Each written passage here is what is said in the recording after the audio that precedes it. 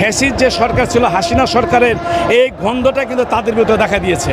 আসিফ মাহমুদকে শিশু তাকে রাজনীতি মানায়, তাকে উপদেষ্টার মানায় না। এখন যে ষড়যন্ত্রটা হচ্ছে শুধু এই কিংস পার্টি এই ষড়যন্ত্র করছে। এটা সম্পূর্ণ উদ্দেশ্য প্রণোদিতভাবে সরকারের কতিপয় উপদেষ্টা বিশেষ করে আসিফ মাহমুদ তারা এটা ঈর্ষান্বিত হয়ে তারা কাজ করছে।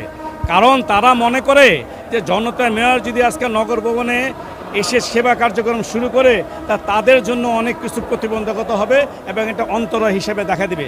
সুতরাং আমরা মনে করি যে জনস্বার্থে আজকে ঢাকাবাসীর স্বার্থে আজকে এই রাজধানীর স্বার্থে আজকে অনতিবিলম্বে আইনের প্রতি শ্রদ্ধা থেকে আইনের যে রায় দিয়েছে সেটাকে বাস্তবায়ন করার জন্য আজকে নাগরিকের যে প্রথম দায়িত্ব সেটা হলো ভোট দেওয়া। কিন্তু আমরা ভোট দিলাম, সেই ভোটের রায় পাইলাম, কিন্তু ভোটের বাস্তব প্রতিফলন ঘটতেছে না। কেন ঘটতেছে না? কেন প্রশ্নবিদ্ধ করা হইতেছে? সরকার কি তার নিরপেক্ষতা হারাইতেছে না?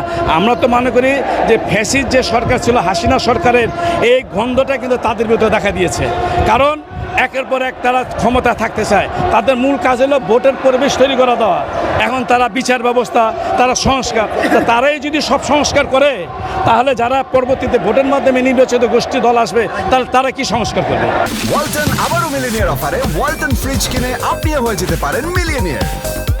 মিলিনিয়ার ছড়াছড়ি দেশ জুড়ে, এটা শুধু ওয়ালটনই পারে। এখানে তো আমাদের প্রশ্ন। সুতরাং আমরা মনে করি যে এই জাতির স্বার্থে, নগরবাসীর স্বার্থে, রাষ্ট্রীয় স্বার্থে এবং আমাদের আন্তর্জাতিক খ্যাতির জন্য আমাদের যে অভিভাবক রয়েছেন ডক্টর ইউনূস সাহেব, উনি আশু দৃষ্টি দিবেন। আশু দৃষ্টি যদি উনি না দেন তাহলে কিন্তু এই বাংলাদেশের অবস্থা ভালো হবে না। কারণ আমরা এখানে অনেক কিছু করে দেখতেছি যে সরকারের মধ্যে যে অনিয়মগুলো আছে, অনিয়ম আছে বলে তো চতুর্ভুজে আক্রমণ শুরু হয়েছে। এখানে সাম্যকে হত্যা করা হলো। এই এনসিপি আপনার এই কিংস পার্টির হাত যত এই এখন যে ষড়যন্ত্রটা হচ্ছে শুধু এই কিংস পার্টি এই ষড়যন্ত্র করছে। এখন তো তাদের কোনো অবস্থান যাই আছে, মেয়র এখানে চলে আসে তাহলে আর তাদের আর কোনো অবস্থানই থাকবে না। আর তাছাড়া তারা যে আপনার প্রতিটা ওয়ার্ডে যে প্রশাসক নিয়োগ করার জন্য আপনার মনে করেন তাদের যে পরিকল্পনা করছে, এই পরিকল্পনা নস্যাৎ হয়ে যাবে। এই কারণেই তারা আজকে এই টালবাহানা শুরু করছে।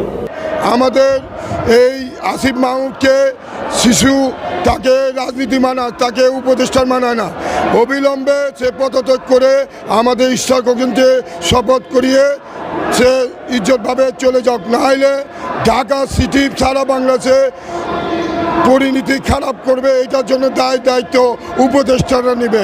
এইটার জন্য দায়িত্ব আমরা না, তারা নেবে, তাদের উপরে বর্তাবে।